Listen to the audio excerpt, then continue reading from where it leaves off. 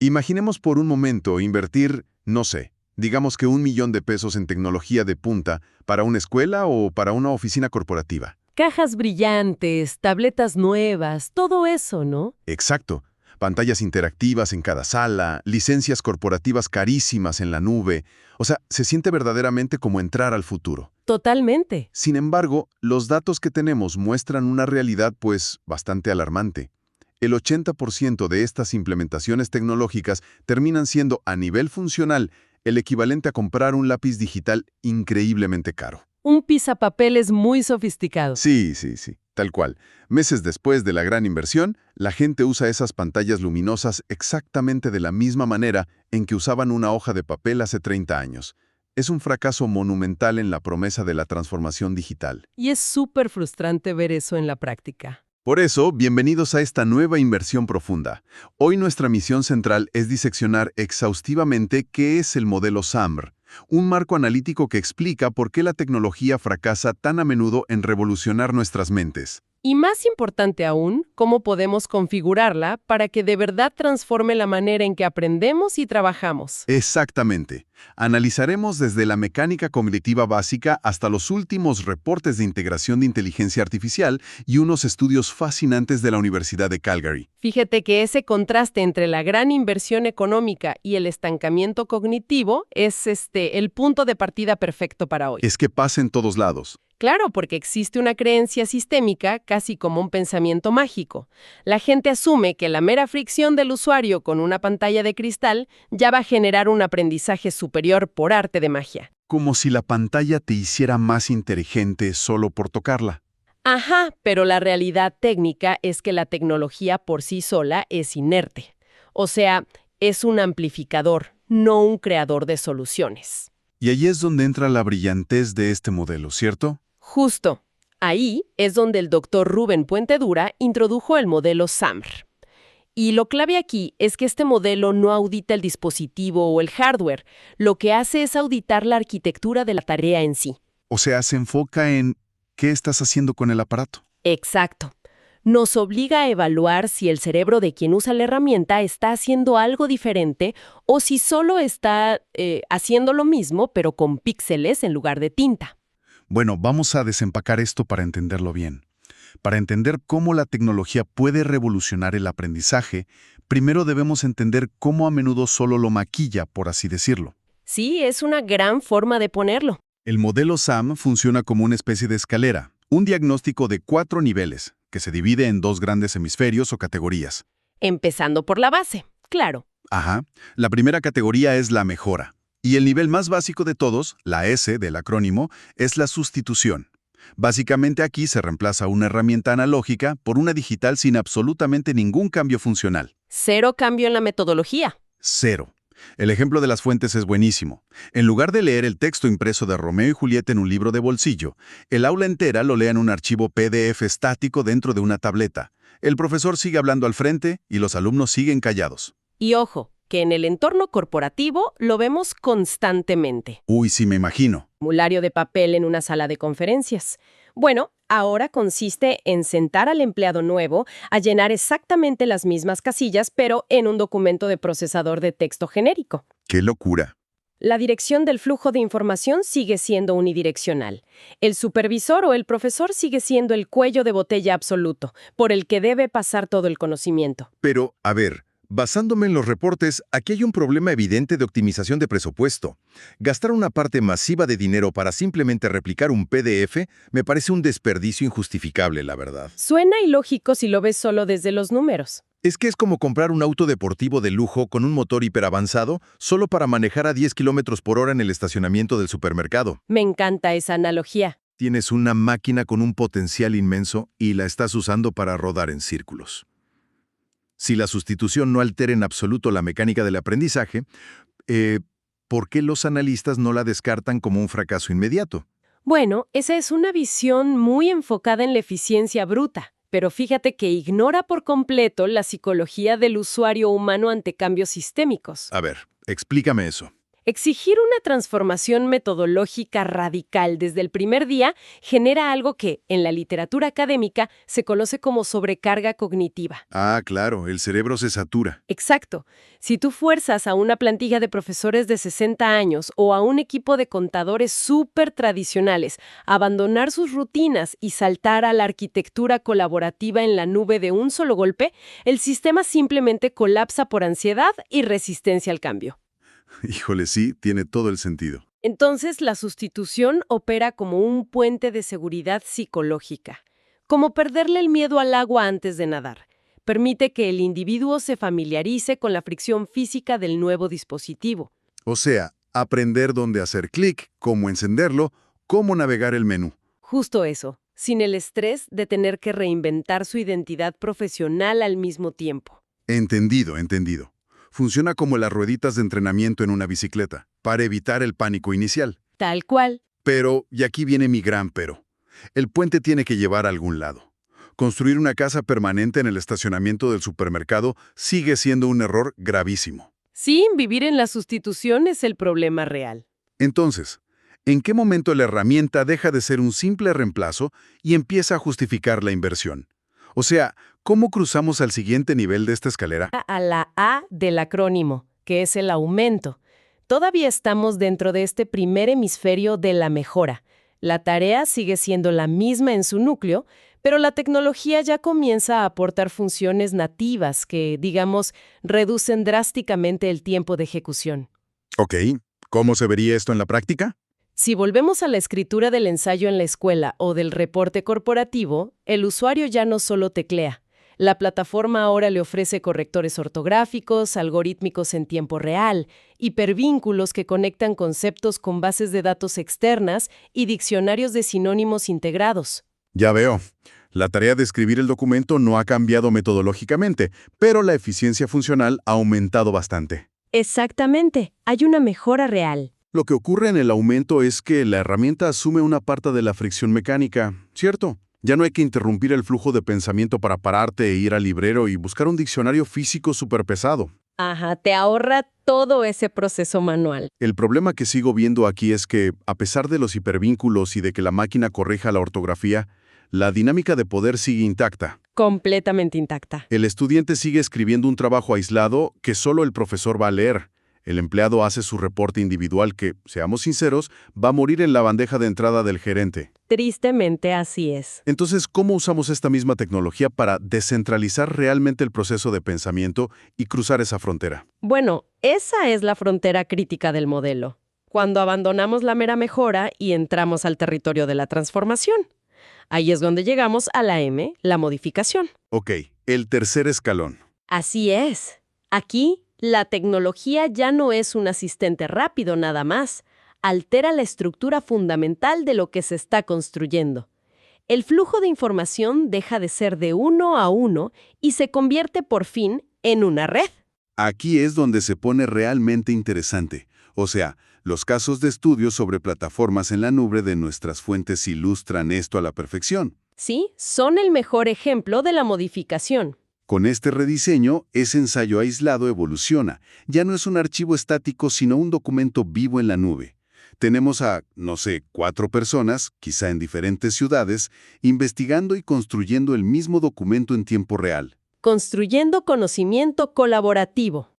Debatiendo en los márgenes, rastreando los cambios del otro, borrando y reconstruyendo ideas juntos. Esto cambia por completo la psicología del trabajo, porque el control del aprendizaje pasa a las manos de quien aprende. La audiencia ya no es la figura de autoridad superior.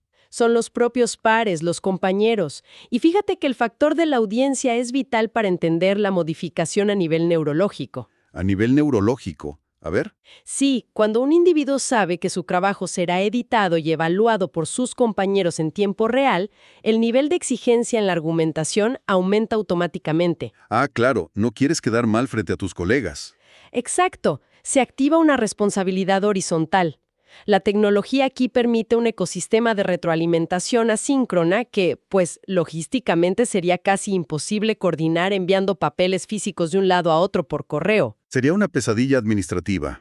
Y supongo que eso nos prepara para el salto final, la cima de la escalera. que es donde la tecnología crea lo imposible. Así es, llegamos a la R del acrónimo, la redefinición. Hasta ahora, hemos mejorado o alterado tareas que ya existían. Pero la redefinición genera arquitecturas de aprendizaje que serían pura ciencia ficción sin la existencia de los dispositivos digitales actuales. Es la materialización de la transformación profunda. Me encantan los ejemplos que vienen en los reportes de la Universidad de Calgary sobre esto. Detallan casos espectaculares, específicamente en el trabajo de campo de ciencias naturales. Sí, el caso del estudio de la calidad del agua es buenísimo para ilustrar la R. En el paradigma antiguo, o sea, antes, evaluar el agua implicaba leer un manual, responder un examen teórico y tal vez observar de lejos al profesor mezclar químicos en un laboratorio. Una experiencia súper pasiva. Totalmente. Pero el caso de Calgary cambia al estudiante de consumidor pasivo a productor activo. Los alumnos van a diferentes ecosistemas reales, usan sus teléfonos para grabar cómo seleccionan muestras y utilizan sensores móviles para medir el pH del agua en el campo. Y no se queda ahí, ¿verdad? No. Luego suben todos esos datos geolocalizados a una plataforma global donde construyen un portafolio electrónico y un mapa interactivo. Otras universidades pueden analizar los datos que estos estudiantes acaban de generar. Sin redes móviles y GPS, esto no existe. Y el impacto cognitivo de llegar a esa redefinición es inmenso. El estudiante sintetiza datos crudos, los contextualiza y los presenta a una comunidad global. Al conectar tantas ideas, el cerebro se ve obligado a construir nuevas vías sinápticas. Es fascinante. Pero a ver, tengo una pregunta crítica basada en esto. Dime. Se genera esta ilusión, una trampa del perfeccionismo. Parece que el objetivo siempre debe ser llegar a la redefinición para cada pequeña tarea. Si un maestro no está creando ecosistemas globales con realidad virtual todos los días, está haciendo un mal trabajo. No, para nada. Y qué bueno que lo mencionas porque hay un riesgo de mala interpretación muy grave con el modelo SAMR. Los reportes de Calgary aclaran precisamente que la redefinición no es el destino final obligatorio para todo. Uf, qué alivio para los instructores. Imagínate, si el único objetivo del día es que tu equipo memorice 10 códigos de seguridad nuevos o que alguien aprenda vocabulario básico en otro idioma, montar un entorno de redefinición masivo sería absurdo. ¿Sería matar una mosca con un cañón? Totalmente, un fallo catastrófico en la gestión del tiempo. Para retener datos, el aumento es fenomenal. Una aplicación de tarjetas de memoria digitales es 1000 veces más efectiva para vocabulario que un documental colaborativo. A veces, el aumento es exactamente lo que necesitas. Ok, entonces el objetivo de aprendizaje determina el escalón de SAMR y no al revés. Exacto. Esto plantea un debate inevitable. Entender en qué escalón estamos nos obliga a mirar hacia el interior de la mente. ¿Qué ocurre a nivel neurológico al redefinir una tarea? Aquí es donde el modelo SAMR choca maravillosamente con la famosa taxonomía de Bloom. Y con la inteligencia artificial generativa, que es el tema del momento. Sí, es en esta intersección donde la IA está causando verdaderos estragos, ¿no? Así es. Mira, al entender cómo encaja el rompecabezas, la taxonomía de Bloom clasifica la jerarquía de nuestros procesos cognitivos. En la base tenemos las habilidades mecánicas, o sea, recordar y comprender. Lo más básico. Ajá. A medida que subimos, llegamos a habilidades superiores, como analizar, evaluar y, en la mera punta, crear. Las investigaciones demuestran que SAMR y Bloom son sistemas casi paralelos. O sea, sustitución y aumento apenas raspan la base de Bloom. El cerebro solo absorbe y recuerda. Exacto. En cambio, cuando diseñas tareas de modificación y redefinición, empujas violentamente al cerebro hacia la cima de Bloom. Lo obligas a tener pensamiento crítico superior. Y la llegada de la inteligencia artificial actúa como un acelerador masivo aquí. Pero ojo, puede ir en ambas direcciones. Las fuentes advierten de un peligro tangible conocido como el riesgo de sustitución cognitiva. Ese concepto es clave ahorita. Es que usar IA puede ser como delegar tu sentido de orientación al GPS de tu celular.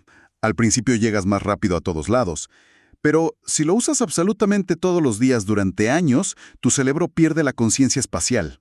Te vuelves incapaz de navegar tu propio barrio sin la pantalla. Exactamente. Esa analogía captura el mecanismo del daño a la perfección. cuando usamos ChatGPT o similares en los niveles bajos de Summer, digamos solo para que nos corrija la gramática o nos resuma un correo largo, estamos externalizando el esfuerzo base. Automatizamos tareas repetitivas. Sí, pero la máquina procesa y el humano solo aprueba. A largo plazo, tus habilidades investigativas y autónomas se atrofian profundamente porque las vías neuronales que estructuran argumentos dejan de recibir estímulo. Se automatiza la eficiencia, pero a costa de la inteligencia humana. Lo fascinante aquí es que si giramos el enfoque y aplicamos la IA en los niveles M y R, el resultado es el opuesto radical. A ver, dame un ejemplo de eso. Piensa en alguien que acaba de redactar su tesis. En lugar de pedirle a la IA que revise la ortografía, le pide, oye, asume la identidad de mi mayor crítico y genérame 3 contraargumentos lógicos que destruyan mi postura. ¡Wow! En ese momento la tecnología se convierte en un adversario intelectual. Te obliga a reevaluar todo. Ahí la IA fomenta la autorregulación y el pensamiento crítico. La máquina no hace tu trabajo. Te da la resistencia necesaria para que tu músculo cognitivo crezca, como un tutor personalizado para simulaciones complejas. Es la frontera entre usar la IA para no pensar y usarla para pensar más profundo. Pero a ver, hay que ser realistas. Todo suena perfecto en papel. Elegante, ordenado, una escalera preciosa. Demasiado preciosa a veces. Exacto. Cualquier persona que haya capacitado a un equipo o dado clases sabe que la realidad es un terreno lleno de baches. Esto nos obliga a observar las grietas del modelo, porque el modelo no es perfecto. Lejos de ser perfecto. De hecho, en los estudios académicos ha sido criticado de manera muy analítica y severa. La crítica central es justo esa, que es demasiado simplista y lineal. Asume que la tecnología por sí sola es suficiente. Claro, el SAM tiende a evaluar todo en un vacío. Ignora el contexto educativo más amplio, o sea, ignora factores humanos como la motivación de la persona o, importantísimo, el acceso equitativo a dispositivos de calidad. No toma en cuenta el entorno. Puedes diseñar la tarea de redefinición más espectacular, un debate global en tiempo real, pero si la mitad de tus usuarios no tiene buen internet en casa, tu diseño magistral se estrella contra la pared. Exactamente. Por eso, las alternativas de las fuentes proponen abandonar la idea de una escalera unidimensional. Sí, ahí es donde cuestionan la linealidad e introducen el modelo TIM, ¿no? La matriz de integración tecnológica de Florida. Así es, el TIM argumenta que la tecnología funciona más como una matriz interdependiente. Cruza los niveles de apropiación tecnológica con entornos de aprendizaje. Evalúa si el ambiente es colaborativo, si la tarea es auténtica y vinculada al mundo real. Obliga a mirar el cruce entre la herramienta y el ambiente humano. Y para llevar esto al nivel de integración madura, la investigación menciona otro modelo, el TEPAC. El TEPAC es fundamental. Exige armonizar 3 cosas: el conocimiento tecnológico, el pedagógico y el del contenido. El fracaso ocurre cuando estas esferas operan aisladas. O sea, si sabes mucho de tu materia y tienes gran tecnología, pero cero pedagogía, es como proyectar Wikipedia en una pantalla gigante. Es digital, pero es peso muerto cognitivamente.